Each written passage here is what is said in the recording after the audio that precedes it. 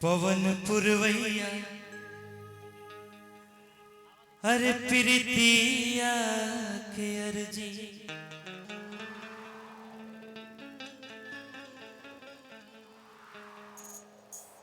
अच्छे लोग बैठ जाए तो गानो उस टाइप का गाना पड़ता है कि पवन पुरवैया अरे प्रीतिया के अर्जी प्राण प्रीतम के धुन में विभोर हो गए।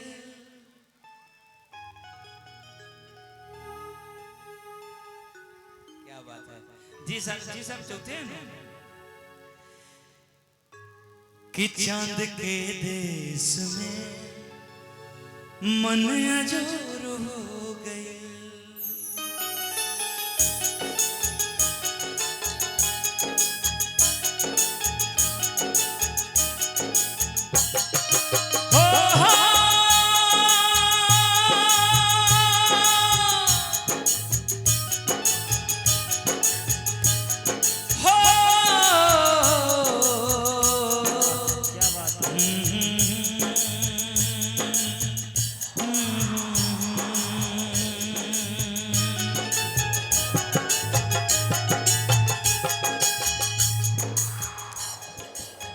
देखिए लोग के आगमन से माहौल चेंज हो जाला और माहौल लोगों की उपस्थिति से बदल जाता है।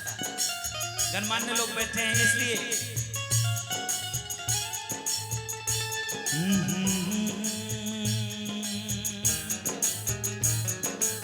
पवन पुरवैया प्रीतिया के अर्जी पवन पुरवैया प्रीतिया के प्राण प्रीतम के धुन में विभोर हो गए।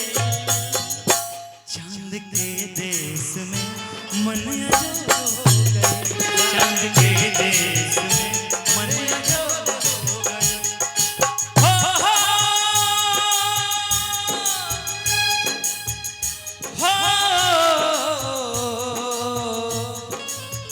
हो हो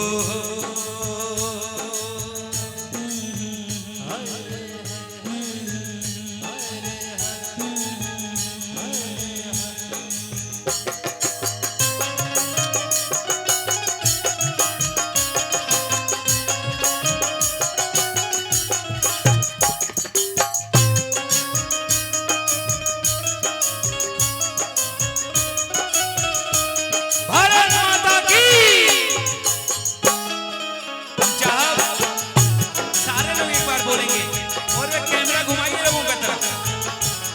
सब लोग बोलेंगे जिनको जिनको अपने देश से प्रेम होगा। भारत माता की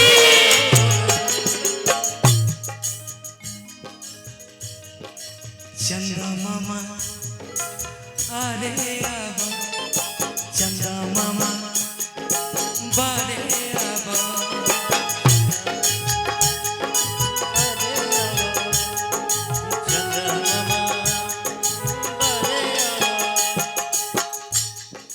चंदा मामा अरे आवा चंदा मामा बारे आवा इहे लोरी हमारा के माई सुना के। ये अलग बात बा केहू कोनो दुनिया में कोनो लाइन में आगे निकल जाओ केहू पीछे रह जाओ, लेकिन हर आदमी के माई ये लोरी गौले हो। महेश भैया के, रोशन भाई के, विनोद भाई के, प्रमोद भैया के, छोटू बाबू के, महताब सर के, रानू भाई जी के, हमरा किशन भाई जी के, हमरा चुन्नू भैया के। ई लाइन बचपन के लाइन चंदा मामा अरे आवा चंदा मामा बारे आवा इहे लोरी हमारा के माई सुना के। इहे लोरी तहरा के माई सुना के। अरे तोहके सुतावे उठ परी बजा के चंदा मामा